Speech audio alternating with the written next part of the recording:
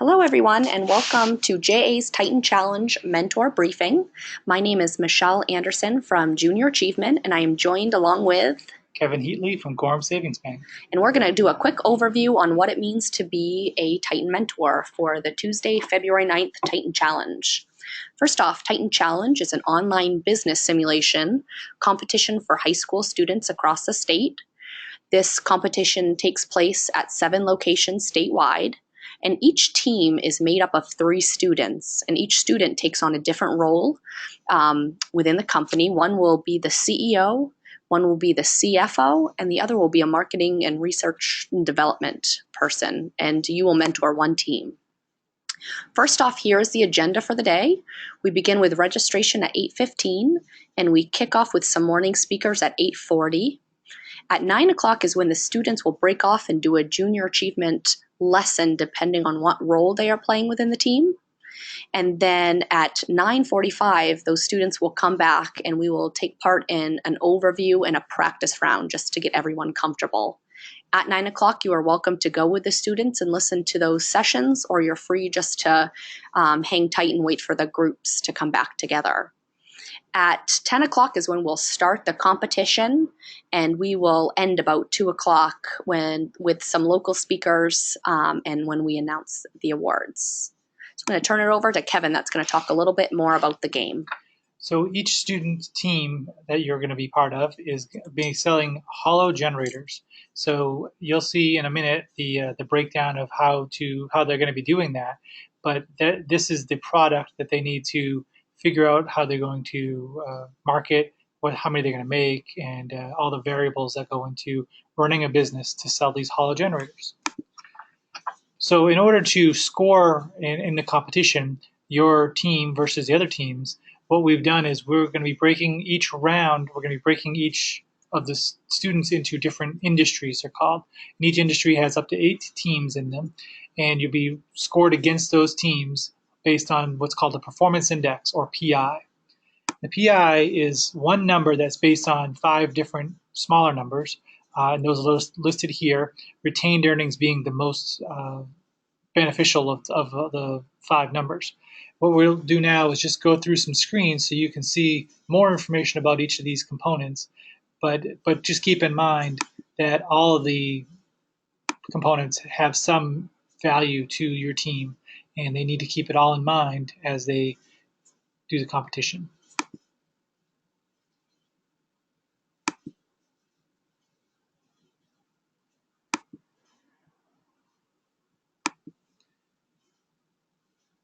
This information will also be reviewed, as Michelle said, at the 9:45 time at the day on the day of. So once the students show up to the competition, you introduce yourself to them first thing. Before we even get to the speakers at 8:40, we strongly encourage each team to take their laptop that they brought with them out and turn it on, get onto the Wi-Fi at the local college that they're at, and then also get themselves logged into the website with their username and password. So each team will have a table tent to telling them where they need to sit, and on the back of the table tent will have all the information about the website, the username, and the password.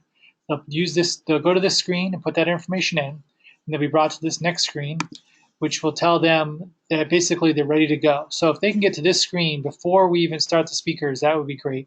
If there's any issues getting to this screen, then we need to know that, make sure that a junior achievement coordinator at your site knows that so we can help out. Some of the issues rely on the computer or the browser, so we need to make sure we try to beat all those out before you start the competition, because we don't want any problems when we start. There is a button at the top there near the top center that says play game. When told to, the students can press that button and they'll be brought into the game.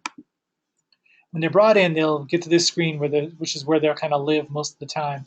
The first thing after each quarter, I guess I'll say that each round is set up into multiple quarters.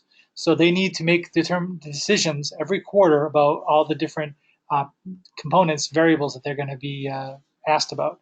And so at the beginning of each quarter, they'll get a little message here about how things are going in their company, how things are going in their industry. It could be video, it could be text, it could be audio, but it'll all be come up for them on the screen here, and they should be paying attention because it'll tell them what's going on.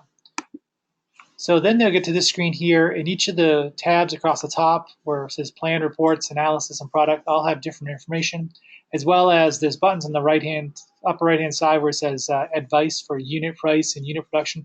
They can click on all that information, all those buttons, to see more information as they get going and learn more about the game and get into it. And then in the middle bottom there, you see where it says Q1. And that's where they actually input their information that they want to go with for that quarter. So they need to decide how much they want to sell their units for. They're going to change that there where it says 30.00 to something higher or lower, depending on the industry and the market that shows what's going on. And then you can see all the other variables they need to decide, all the way down to charitable giving, how much they want to give. It'll tell them what they gave. Next to it tells them what they gave last quarter, and then they can put in the information for this quarter. Then when they're done putting that information in, they want to hit that submit button. And basically, if they change their mind, each quarter will last 3 to 4 minutes. If they change their mind in that time period and say they decide they want to put more into marketing than they originally thought, they can hit submit multiple times. It'll take the last submission of that quarter. So just keep that in mind. And the other thing to point out on this screen is on the far left under the picture is ranking. So based on that performance indicator, you'll see how your team's doing against the other teams in your industry. So they'll be listed there. So we're now going to talk about scoring. After each round, the students will see what their PI index is. On our end, we will keep track, and the person or the team that gets the highest PI in that industry will give the highest amount of points, whether that's 7 or 8, and then all the way down until the last team will get 1 point. We will announce one overall winner of the Titan Challenge, and we will also announce a regional winner at each of our 8 locations, and that will be the team that has the most points. So the winners will get Amazon gift cards, and like I said, each regional winner will also, each member of the team will receive an Amazon gift card as well. So the biggest issues that we've had in the past that we want to help the students out the most with is technology issues, which I guess could happen in any industry that you work in. But basically, if sometimes in the middle of the competition, their laptop will seemingly freeze. They can't enter data when it comes to putting those variables in. The best thing they should try to do first thing they should do is get out of the browser and get right back in. Sometimes just resetting their browser helps. Sometimes they need to try a different browser, but that's the first thing they should try. And if those don't work, then rebooting the computer and signing back into the game will usually be the other thing that they can do to help. Worst case scenario, they can get their backup laptop, but hopefully it doesn't get to that point. And if you have a problem that's a large issue like that, make sure you let one of the coordinators at your site know.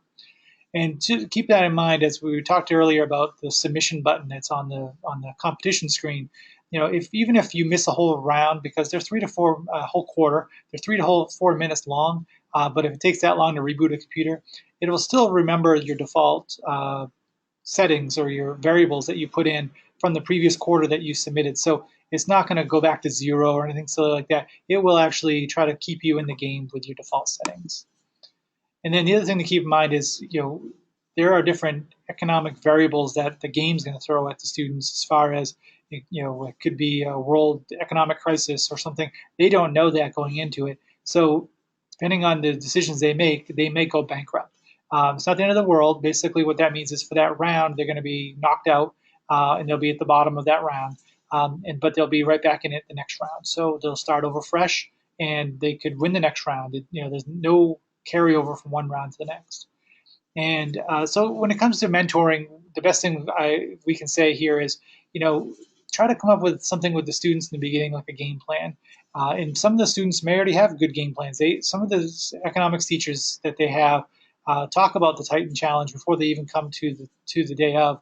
They will actually do lessons based on this, and they already have a good feel for what's going on. Some don't, so it just depends. Get a gauge for how your team is, and just try to help them out. Come up with some questions, some what ifs, some things to have them think about, and just try to give them that advice that they need to make the decisions on their own, as opposed to trying to make decisions for them. So it's just just trying to give them that help they need without too much strong arm. And then the last thing, I said it earlier, but the laptops, students will have laptops with them, hopefully at least one, if not two, in case there's a need for it. And then there will be lunch, as Michelle pointed out, provided to you and all the students midday. Please make sure you turn your cell phone off during the competition, and also if you notice the students don't, make sure they have theirs silent, ask them to. And then just keep in mind that for including students and mentors, it's the business attire for the day. That's what we ask about all the participants.